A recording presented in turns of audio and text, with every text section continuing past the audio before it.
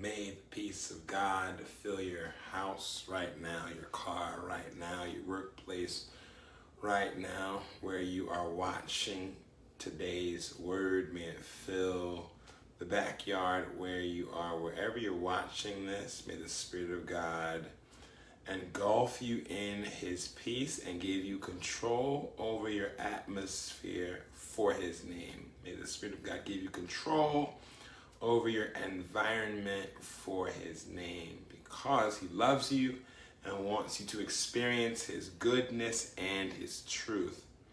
So there are a few things that we need to consider in our world, such as the role of money. We need to evaluate the role of money, because money answers all things, right? Money answers all things. In case you're wondering where I got that from, I did not get that from some ungodly musician. We learned that from the Bible. The Bible literally says that money answers all things. And we need to understand what that means, because Jesus tells us that it is easier for a camel to go through a needle's eye, the eye of a needle, than it is for a rich person to enter into eternal life. Jesus said it is harder for people who have lots of money to spend eternity with God. It is less likely for a person who has material substance, who has his material needs and wants satisfied. He's saying that the wealthy are less likely to spend eternity with God than the poor are. So he's saying that the people who get to spend forever with God, as far as ratio and proportion,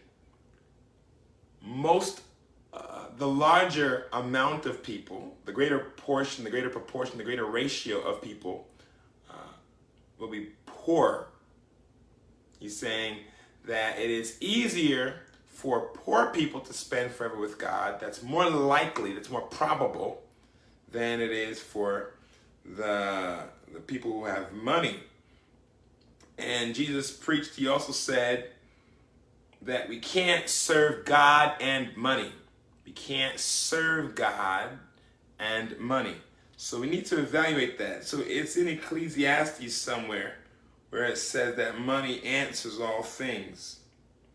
It says money answers all things. It says wisdom is a defense and money is a defense.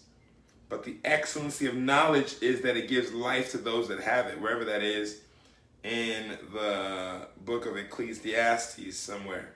So there it is, I think. Let me see. Maybe that's not where it is. So it's in there somewhere. So this matter of money, we need to evaluate why money, and that's at least the first thing that we'll be talking about. Why is it that we feel more comfortable with having money? Well, I suppose we understand that money gives man a measure of control. Money gives man a measure of access to the things that he needs, the things that he desires.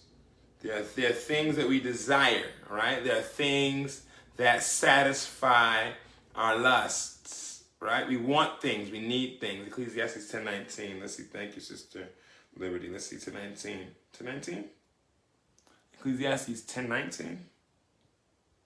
Yes, it sure does say that. Thank you. Feast may, but money answers all things. Money answers all things. And then somewhere else it says before that, wisdom is a defense and money is a defense. And so it compares wisdom and money, but money answers all things. A feast is made for laughter and wine makes merry, but money answers all things. Now that sounds like a contradiction. That sounds like a contradiction. It sounds like a contradiction. The Spirit of God is saying in one place that you can't focus on money, but right here, he's saying that money answers all things. Like, wait a second.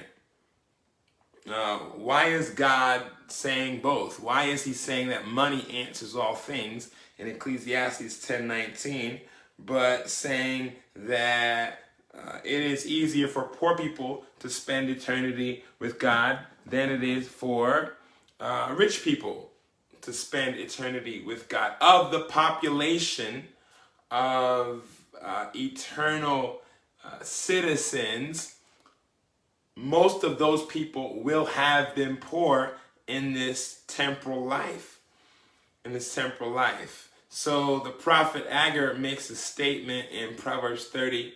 He asks God not to cause him to be too rich and not to cause him to be too poor. He says, Lord, don't make me too rich, because if so, then I'm likely to ignore you. I'm likely to despise you.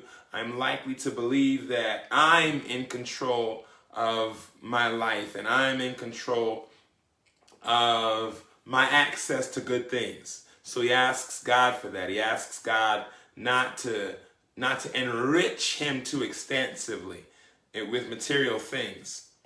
And then he says, but Lord, don't make me so poor that I steal, because I need substance in this life. In this life, I need food. I need clothing. I need shelter. I need things in this life. And I need a way to get things. And money is my way to get things. So money is our means to an end. Money is our means to an end. We would rather have money in many circumstances than we would things, because we know that money can get things. Money can get things. And so the desire to have money above things is the desire to control what you do with your money, because you might want that brown thing or that red thing. You just, you're not sure what you want to do. So just give me the money and I'll determine what I do. Many of us are that way. If we were to be given something for our birthday or our wedding anniversary or something, a graduation celebration, we graduated, we'd rather, well, why don't you just give me money? Some people would prefer money. No, just give it to me and I'll decide what I do with it. So there's a pride associated with having money, because having money gives us a sense of control over our world. And that's stated, that's why it's so seductive. That's why money is so seductive, because it grants us access to things that we want, things that satisfy us, things that make us feel good. But Jesus tells us that it's harder for those who trust in riches. That's the statement he uses in Mark chapter 10. So in Mark chapter 10, there's a man who comes to Jesus and he wants to know what God requires of him in order for him to spend eternity with God. This man is aware of mortality. He's aware that he's going to die one day. He's aware that there is a God. There are standards for righteousness. But he's also aware that he's not completing the will of God. He's aware that he's out of the will of God, or he's lacking a measure of access. He senses that Jesus is offering a measure of access to God Almighty that he himself doesn't have. He's saying, this leader, this ruler, this teacher, this prophet, he knows how to gain true access to Almighty God. I need the access that this man is granting. So he comes to Jesus and he asks him how to gain full access to God. And Jesus says, follow the laws of Moses and you'll have access to God.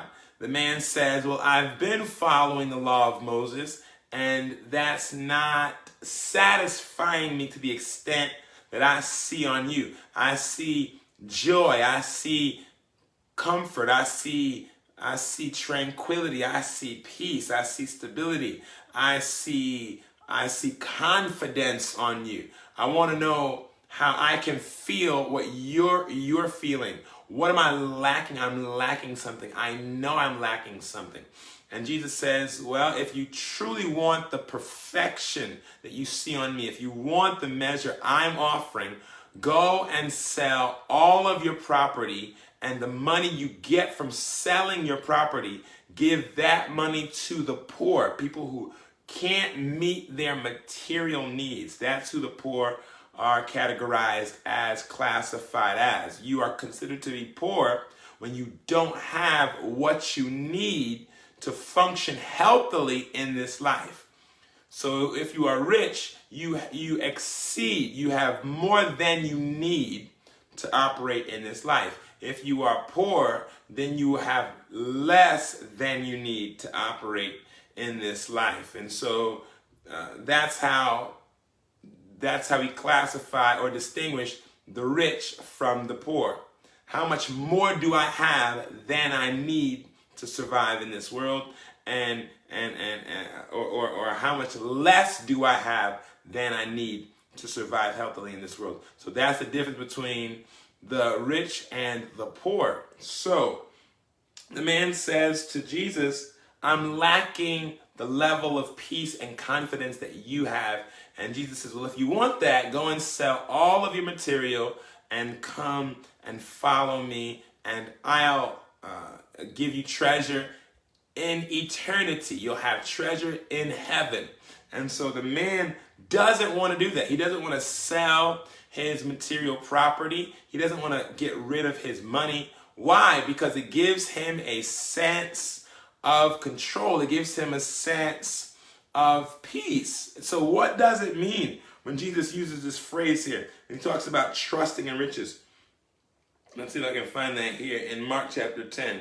He said this here in verses 24 and 25. Children, how hard is it for them that trust in riches? So that's the question that we're going to try to evaluate. What does it mean to trust in riches? We need to consider, what does it mean to trust in riches? If the Spirit of God is saying in His Word, if Jesus is saying very plainly in Matthew 20, in Mark 20, and Mark 10:24, if He says, children, talking to His followers, talking to His disciples, His surrendered, submissive followers, how hard is it for them that trust in riches to enter into the kingdom of God? And that's the second time He said to them. That's the second time He said that to them. So in verse 23, He says, how hardly will they that trust, they that have riches, enter into the kingdom of God. And then He clarifies and says, how hardly will those who trust in riches. So there's a difference between those who have riches and those who trust in riches. We need to evaluate that because many of you have much more than you need to function in this life. You have an abundance. You have more shoes, more shirts, more pants, more belts, more writing utensils, more electronic devices, more space in your house, more cash in your account. You got much more than you need. How many shoes do you need? How much space in your house do you need? How many vehicles do you need? So you've got much more jewelry, much more materials than you need.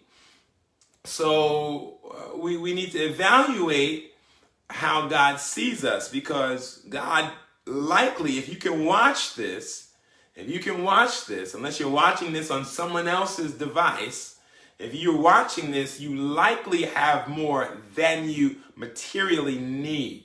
You have more than you need. So since you have more than you need, the Spirit of God is identifying you as rich. Now, if the Spirit of God is identifying you as rich, then you need to consider the fact that He's saying to you watching this and to me preaching this, He's saying, people of your kind are less likely to spend eternity with Almighty God, because having things positions you to focus on yourself and on the things, because money answers all things, meaning money enables you to respond to the challenges of your world, right? You got to go from here to there in this time to get something accomplished. Well, you have a vehicle that can transport you from where you are to where you need to be when you need to be there, in the time in which you need to be there. So you either can get there in the time that you need to be there, or you can't get there. So if you have a functional vehicle, your functional vehicle is going to give you a sense of confidence. If you have a lot of space in your house to work with, that's going to give you a sense of satisfaction. Yeah, if you have multiple pairs of shoes, multiple pairs, I don't know, of whatever else, multiple watches, multiple jewels, multiple types of clothing. Yeah, the more you have, the better you feel about yourself, and the better you feel about your future. Your hope is greater. Hey, do you want to go to Nevada next week? Well, you're going to gauge that. You're going to gauge whether you should go to Nevada next week based on money. Money answers whether I should go to Nevada next week. Money answers whether I should go to Nevada today. And if you do go to Nevada, where are you going? Well, money can answer that question. And how long do you want to stay? Money can answer that question. Money can answer that question. Are you going to have a good night's sleep tonight? Well, money can answer that question. And hey, what are you eating today? Money can answer what I'm eating today. And how big are you as far as muscle mass, or how trim are you as far as shapely? Money can answer that. Money can answer that. So money hey, do you know that guy? Money can answer that. Money can answer that. Money can answer all these things. Do you have knowledge and education? Well, money can answer that. Money can answer that. So money answers everything in the material world. Yeah. Money answers that. Money answers what you can see. Money answers what you don't want to see. Money can answer all of that. And that affects people's minds.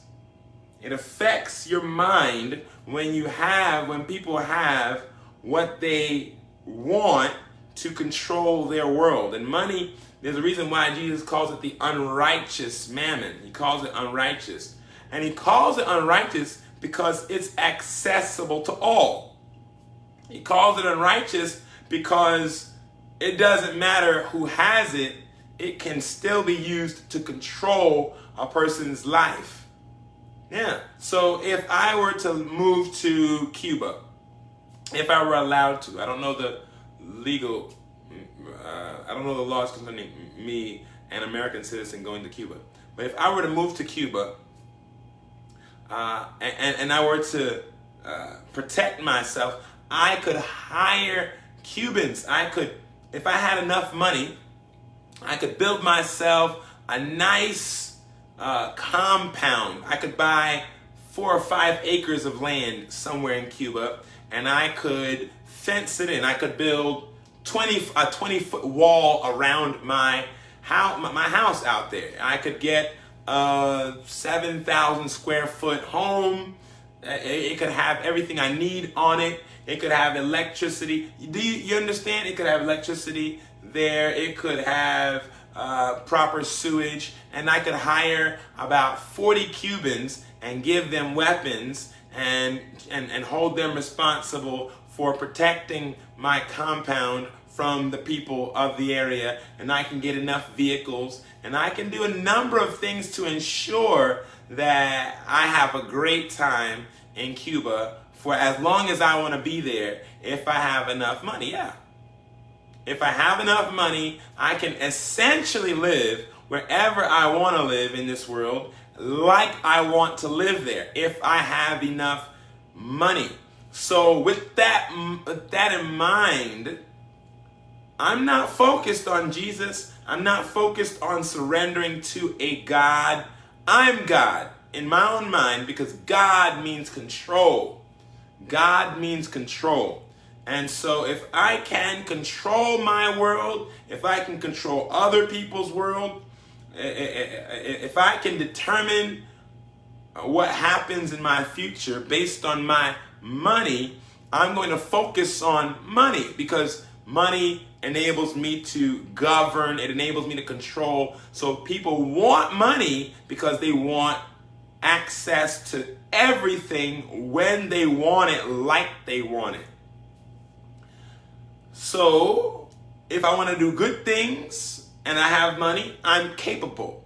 If I want to do bad things and I have money, I'm capable. So, Jesus calls it unrighteous. He says, oh, that's unrighteous because that power is accessible to whomever. It's not, so the power of the Spirit of God is in the hands of Almighty God. And he's limiting who has access to that based on faithfulness.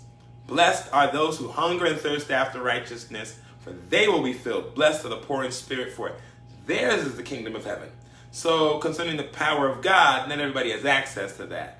That doesn't mean that there won't be bad people who gain access to it, but there's a great distinction between those who have access to power and those who have the power of the Spirit of God and those who have access to material substance.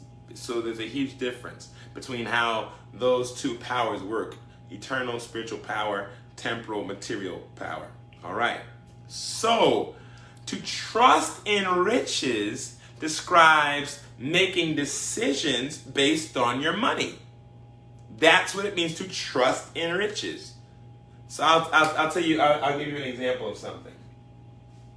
So I have power tools to do things around the house. So I have power tools. So one day I was looking for my electric drills. Where are my drills? Where are my drills? And so I contact the brothers and sisters at church. Hey, has anyone seen my drill? Because one of them could have had it.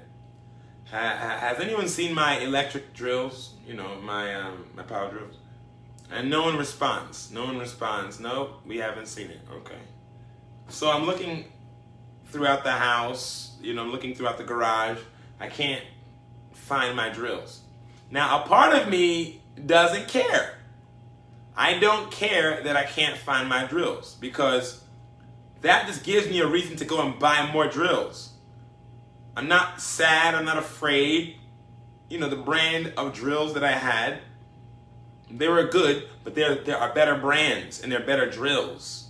So I was hoping I wasn't going to find them because then I could just buy more drills. You know, I'd rather have a good reason as a person seeking to serve and please God. I'd rather have a good reason for going out and buying more drills as opposed to just having two separate sets of drills. Like, David, why do you have two separate sets of drills? So because I didn't want to operate in greed, I did not buy another set of drills. But now I can't find my initial set. I can't find my initial set, my Ryobi set of drills. So now I'm thinking, well, I can't find my drills, so I guess I'll have to go and buy another set. And I know exactly what brand I'd like to buy. I want to buy the ones I see many of these professional workers have, the DeWalt, the yellow and black drills. Yeah, I want to buy one of those, a set of those. Yeah, that's the one that I see a lot of the professionals have. I want to do that. David, how often do you use your drills? About 4 or 5 times a year. But I'd like the best, if that's possible. And I'm going to determine whether I buy that or not. Based on if I want to. If I want to, I'll buy it. I have the money to get it. I'll buy it because I want to. And so that's what I had in mind until I found my drills. And so that same day I'm looking for my drills, I ask the Lord, where are my drills? And the Lord puts it in my mind. You left your drills in a carton in the backyard. Oh wait, yeah, that's right. My drills are in that carton in the backyard. So I go back there. I open the carton. I open the container. The container has a little split in the top of it. And it had rained a day or two prior to this. So the drills were sitting in their carry bag, in their carry bag, and they were sitting in about 1.5 inches of water. I said, oh man, these drills are soaked. I open the carry bag, I pick up the power drills, and they're dripping. They're dripping with water. I said, oh, these drills are done. The drills are done. I'm a bit disappointed. I'm like 4% disappointed. I'm 96% excited. Oh, well, now I have to buy another set of drills, and I know exactly the kind of drills that I want. I want to feel good having a good set of drills. So I can't get any drills today. It's too late to go to the hardware store. I'll go tomorrow. And so I let everybody know, hey, thanks guys, I found my drills. I'll just go tomorrow. So then so the next day it comes to mind, oh, today is the day you get to go to the hardware store and get that really good set of power drills. And I'm relatively excited about that. Like, yeah, I'm gonna have this set, this DeWalt, the yellow and black set of drills. I really want that. And so I'm sitting with the Lord in prayer. And as I'm in prayer, seeking God about heavenly things, eternal things, things that affect people's lives at an eternal level. As I'm seeking God, all of a sudden, I see the colors, orange and black, flash before my eyes. I just see the colors, orange and black. And the moment I saw that, as I'm seeking God about whatever else I'm seeking Him about, the moment I saw that, my immediate thought was, oh, orange and black. There are power tools that are that color. There are power tools that are that color, orange and black. And then I just blew it off. The moment I saw the orange and black, that was it. I saw the orange and black, and then I immediately associated it with a power tool brand, or the electrical, like tool brand, and that was it. And I just kept praying. I kept praying. Didn't think much about that, and then I just kept praying. So I'm done with prayer. I have a project I'd like to complete. It comes to mind, oh, I've got enough time to run to the hardware store and to get my yellow and black set of DeWalt power tools. So I go there, and I'm walking around, like, all right, and I go to the hardware section, and these things are so valued that they've got this braided security rope wire preventing you from even picking up the kind that you want.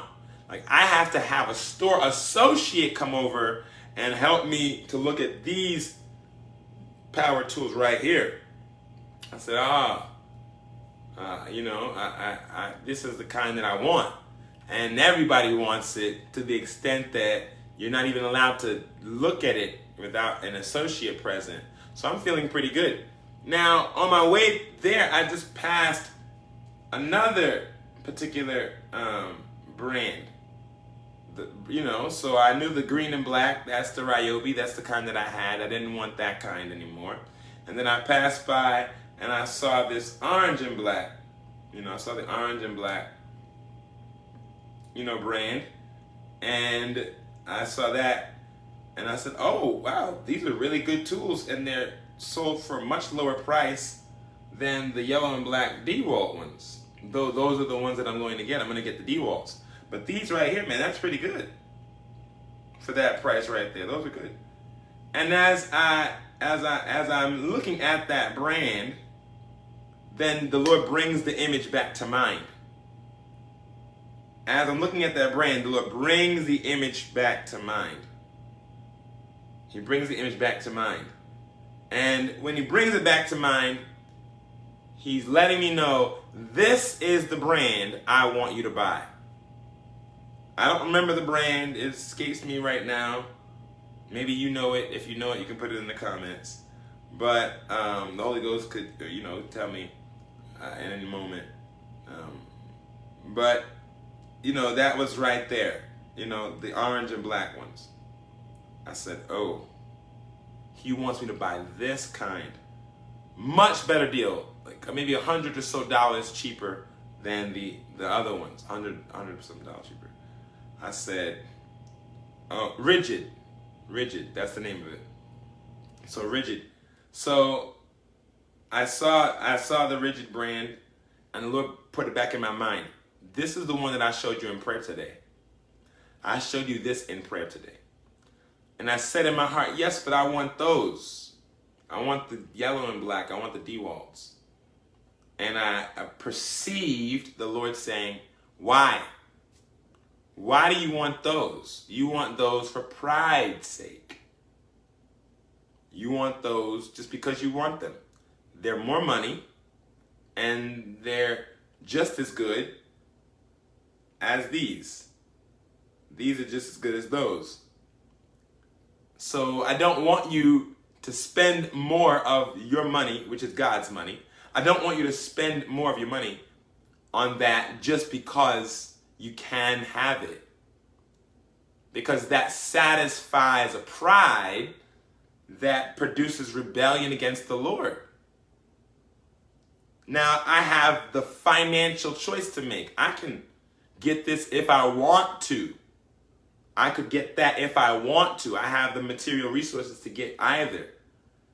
But now, what do I trust? Now I have to trust the Lord. Well, the Lord said this right here. I wasn't asking him, Lord, what power tools do you want me to get? Because that wouldn't have seemed like a relevant request. A relevant question. Like, what do you mean? Why would you ask God about that?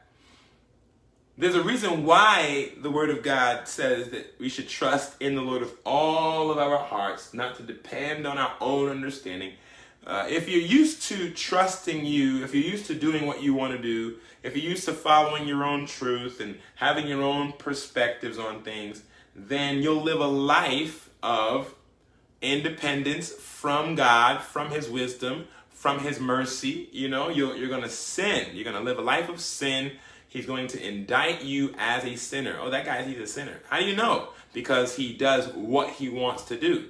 And his thoughts aren't my thoughts. His ways aren't my ways. So he's a sinner. Well, why does he feel free to sin? Because he has access to the goodness of God in the earth. That's why he feels free to sin. That's why she feels free to sin. Because whether he intentionally pays attention to God or not, he still has access to the goodness of God in the land of the living. Because she has access to the goodness of God, most ignore God. They ignore God because they have access to his goodness. So they're concentrating on acquiring his goodness.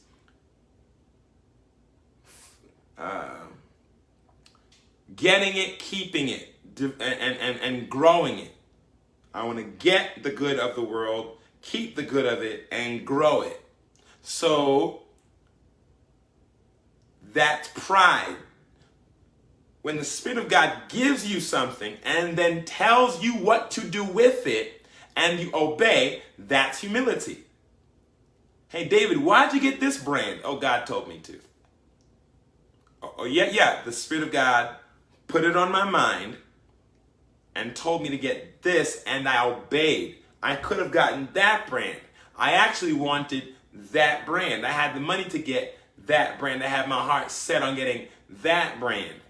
The Spirit of God told me to do this because he didn't want me to simply make decisions, even about menial things like this, based on my own desires. Hey, who's God? Are you God or am I God? Like, well, you're God. All right, well, then as God, pay attention to me. Now, some things he can give you the liberty to do where you don't have to directly consult him. You know, you're at the grocery store and you're trying to figure out if you want to get the organic bananas or you want to get the lab created bananas. I don't know where those bananas come from. But, you know, do you want the organic ones, which are probably lab created as well? But fine, let's just take their word for it. If you want the organic bananas or the other bananas, David, which one do you want? I want, you have the liberty. The Spirit of God may not convict you for getting the one as opposed to the other. Like, hey man, just decide. What do you want? If you want that, get that. If you want this, get this. That's, decide. So I could decide. I could say, well, I want this, and God bless me. Or I want the fake bananas, and God bless me. But when he makes clear, then you go with that. So you're free to choose. Do you want the red or the black? You want 2 or you want 3? You know what? Let me get, I think I'm going to take, how much is that? I don't know. I have to choose. I can make a choice. But when he tells me, hey, hello, how are you? Get that. So what's he doing? Hiding pride from you. It's not your money that determines what you have and what you don't. Oh yeah? No, it's not your money. I am your God. I'm going to tell you whether to go left, whether to go right, whether to go up or down, whether to go forward or backward. All right, no, get this. This is what I want you to have. But why? Get it. I need you to learn how to hear and obey my voice, because you need to know where your provision comes from. So the love of money is the root of all evil. Why? Because it's a manifestation of pride and lust. So the love of money is pride and lust. That's the love of money. The love of money is pride and lust. I'm going to use my money to do what I want to do, what I desire to do, what I think ought to be done.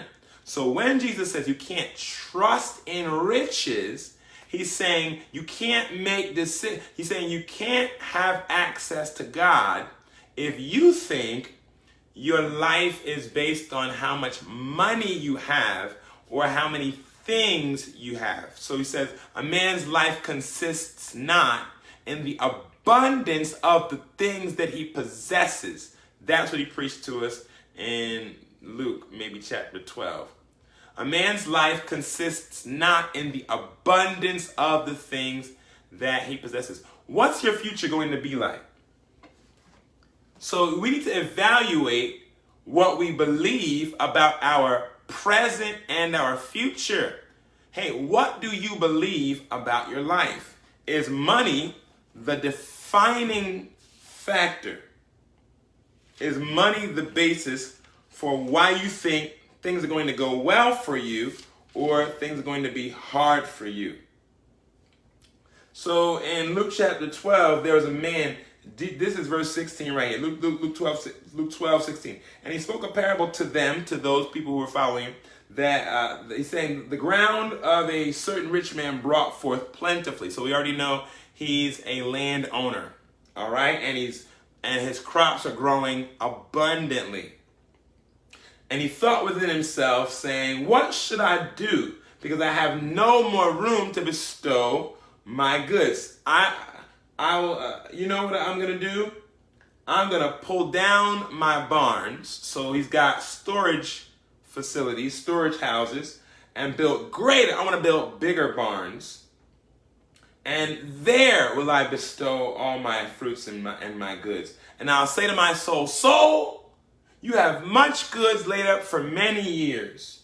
Take your ease, eat, drink, and be merry. So now that's a description of a person who trusts in riches. A person who believes that their future is bright because they have money. Oh, I already know where I'm going to live. I already know where I'm, what I'm going to have. I already know. I'm excited about the future. I'm excited about the future. Why? Because I have money.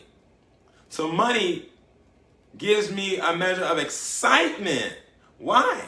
Because the possibilities, the probabilities, the opportunities, the relationships. Yeah, the rich has many friends, but the poor is hated even by his neighbors and by his family members, because he's a bad representation of the family. If you're poor, you're a bad representation of the family. So why would a person move many miles away to go and get an education, to be taught a skill, or to be taught truths or principles, laws of life, because knowledge equates to money. It equates to things. Like, well, if I know things, I can have things. If I know how to do things, then I'll know how to get things. So, yeah. So people will pay, they'll invest in their future by education. Yes, well, the more you know, the further you can go. Knowledge is power. That's what people say. And so he's saying that this man felt really good about his future. Hey, are you saving for retirement? Are you saving for your death? What do you call it? Life insurance. Do you have life insurance? Because that determines whether your family is taken care of after you die. What determines whether my family is taken care of after I die? Life insurance does. Oh, yeah. Money determines whether your wife and kids will have what they materially need to live a pleasurable life, a comfortable life. So you need life insurance. Oh, so money determines whether my family will be okay after my death if I should die suddenly? Yes, money determines that. Oh, okay. Well, I'm aging. We're all aging. What if I get too old? What about when I get too old to work? What's going to determine whether I'll have access to a place to stay, a car to drive, clothing? What's going to determine whether I have access to food as I age? Oh, that's simple. Retirement money. You need money. You need a job that's going to give you the money to retire. You need yeah. That's what this guy is saying. This passage in Luke chapter 12 could be headed retirement. This is how, you know what I mean? Like retirement. The ground of a certain rich man. And what does it say here? I will say to my soul, you have much goods laid up for many years. Take your ease, eat, drink, and be merry. So yeah, I'm saving up for retirement. I've got 401k.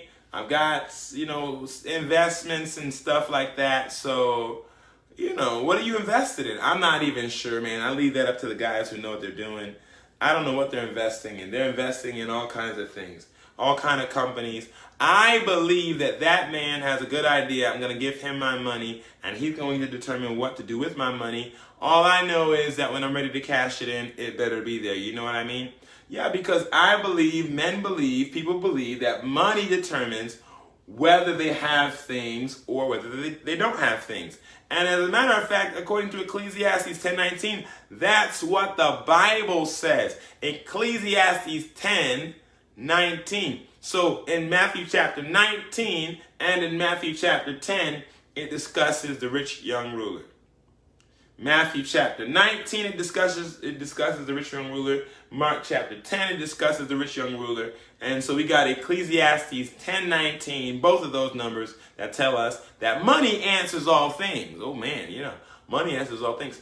Who is Solomon preaching to when he says money answers all things? He's preaching to those who are going to die in sin. Much of that doctrine in Ecclesiastes is directed at those who trust their material world, who are relegated and limited to their material world.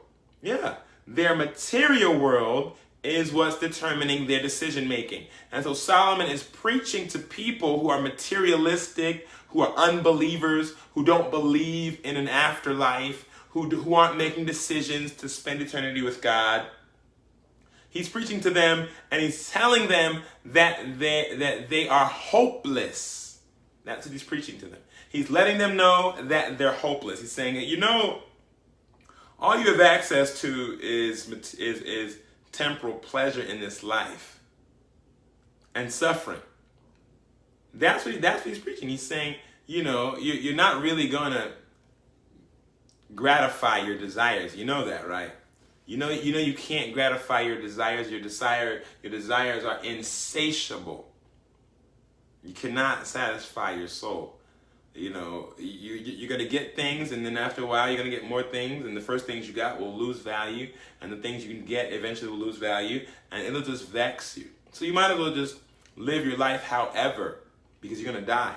So he minimizes the pursuit of money and material things, but on his journey there to drawing the conclusion of his preaching in Ecclesiastes, he's saying, oh yeah, money answers all things. He's talking to the materialistic. Oh yeah, money answers all things. It's like there's a mockery going on there. There's a mockery. Oh yeah, man, that'll help you out. Oh, you know what you need? Yeah, he's mocking the unbeliever. He's mocking them. Oh yeah, because that's what wisdom will do. It'll mock you. Oh, you think that's going to help? Well, man, go ahead. That'll help you out. Yeah, absolutely. Oh, you got problems? You should drink. You should drink wine and you should get married. Just drink and get married. That's all there is, right? That's all there is, man. Yeah, man. And if you're young, do what you want to do because you're young and strong. Youth, do it. Marriage, do it. Money, do it. Drunkenness, do it. That's all that there is. He's mocking the unbeliever. And when you do get drunk, you know this is what's going to happen to you, right? You know eventually you're going to die, right? Yeah, he's letting them know that no matter what you do, no matter who you marry, no matter how much money you have, no matter how much alcohol you drink, that you are going to be held eternally accountable for your decisions. Hey, why'd you do that? Well, money told me to do it. My spouse told me to do it. I made these decisions because I wanted that over there. Oh, really? That's why you did that. Oh, okay. Well, that's rebellion. Because the Spirit of God commands you to make these decisions, not those. Why'd you do that? I did it because I could. And I thought I was going to benefit from having done it. Oh, yeah, you're not supposed to make those kinds of decisions. Oh, but I did. I know, and you're dead. You did, and now you're dead. And now we've got Luke chapter 12 here. And this guy's got his retirement. He's got his future all figured out. Hey, man, what's your 5-year financial plan? Do you have life insurance? Because if so, do you think that's going to determine what you have access to, what your family have access to? Did Jesus have life insurance? Did Peter and Paul and the disciples, did anybody who followed Jesus have a financial plan for their future? How am I going to get money? James discusses that in James chapter 5. Get out of here, you rich people. That's what he said. Go to, you rich men. Go to. So that phrase right there, go to, in that context, he's saying, man, go on with that. Get out of here. Oh, you think this? Like, oh, don't be ridiculous. That's what he's saying. Don't be an idiot. Go to, you rich men who say, oh, tomorrow I'm going to put this money over here to make that money right there. He says, you don't know what's going to happen. What is your life? So this man from Luke 12, he's saying, oh, well, I'm feeling really good about my future. I'm going to stop working so hard because that's my portion in this life to be able to enjoy things. I'm going to stop working as hard because, I've got money. And so what does he say here? And he says, soul, I'm going to say to my soul, you've paid your dues. You've paid your dues. You've got much goods laid up for many years. Take your ease. Calm down. Eat, drink, and be merry. But God said to him, meaning what's going to actually happen to the person is he's going to die before he can enjoy or spend his money. But God said to him, you fool, you ignorant person, you person who's ignorant about how God works and the will of God. You're ignorant about the will of God. He says, you fool, this night your soul will be required of you, meaning you're going to die. You're going to die. Your account will be finished. We're going to finish your volume, finish your story. You're going to die today. And what you've been doing from beginning to this point is now going to be what's said of you by God Almighty. But God said to him, you fool, this night your soul will be required of you. Then whose will those things be which you've provided? So is he This is what will happen to everyone that lays up treasure for himself and is not rich towards God. So what are we discovering there? Oh, well, in a temporal, finite sense, money answers all things. But knowledge of the holy, knowledge of God, money is a defense. Where is that? It says, for wisdom is a defense and money is a defense. It actually says that. It says, that's in Ecclesiastes somewhere. It says, for wisdom is a defense, and money is a defense. But the excellency of knowledge is that it gives light to those who have it. That's what it says. It says, wisdom is a defense and money is a defense. But knowledge is excellent in that, that's Ecclesiastes chapter 12. So we got some numbers here. Jesus is loving us right now. So we got Luke chapter 12. We've got Matthew 19 and Mark 10. Matthew 19, Mark 10, Luke 12, right? We've got Ecclesiastes 10:19, telling you that money answers all things. And we've got Ecclesiastes 7, verse 12. We've got these numbers here. All right? Now, we try not to be witches and, just try to work with numbers. Oh, the numbers. But sometimes the Holy Ghost is talking. And what does it say right here?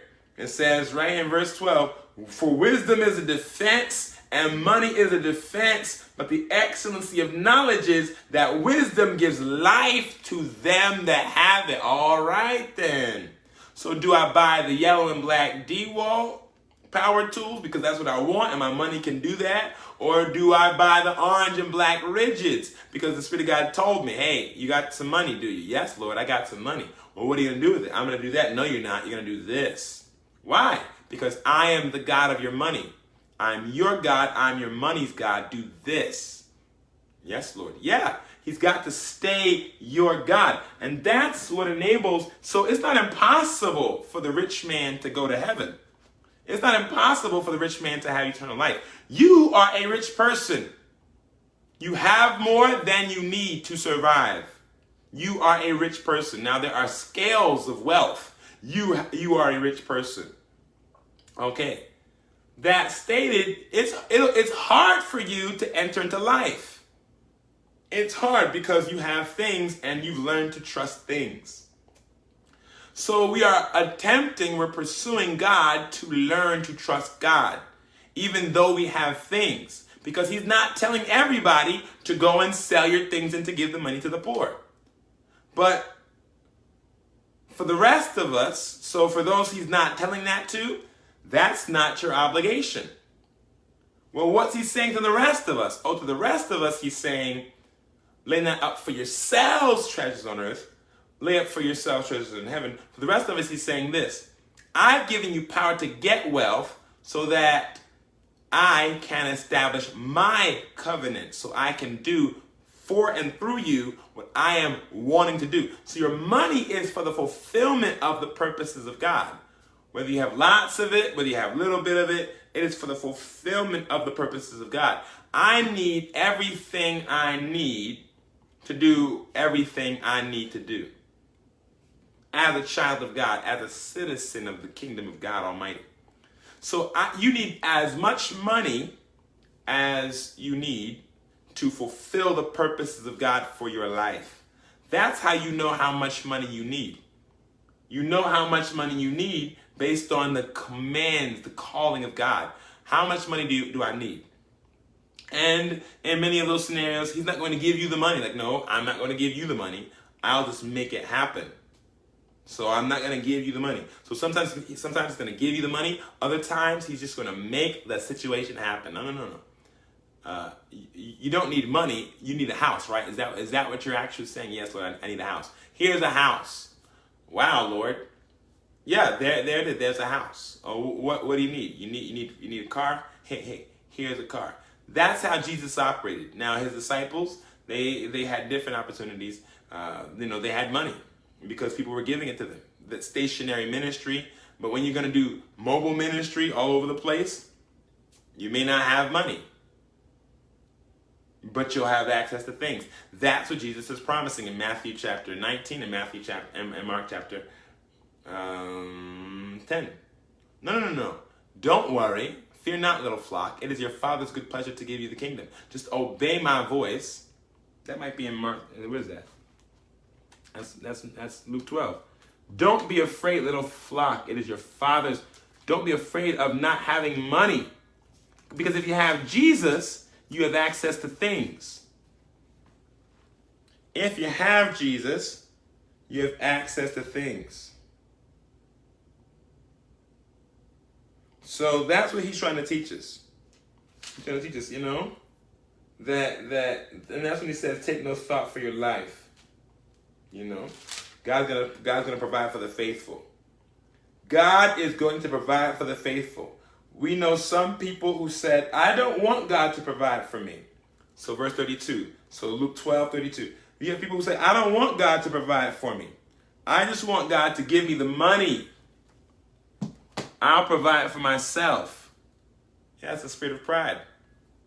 And that's the root of all evil. It's not wrong to want money to do stuff. It's wrong to think that having money to do stuff is the basis for your peace. It's wrong to make decisions just because you have the money to make them. Unless you have measures of that liberty. But that nothing you do better come between you and the fulfillment, the complete fulfillment of the purposes of God for your life. This is David Williams. Our ministry information is above, beside, or below this preaching. And God willing, we will talk again within the next 24 to 48 hours.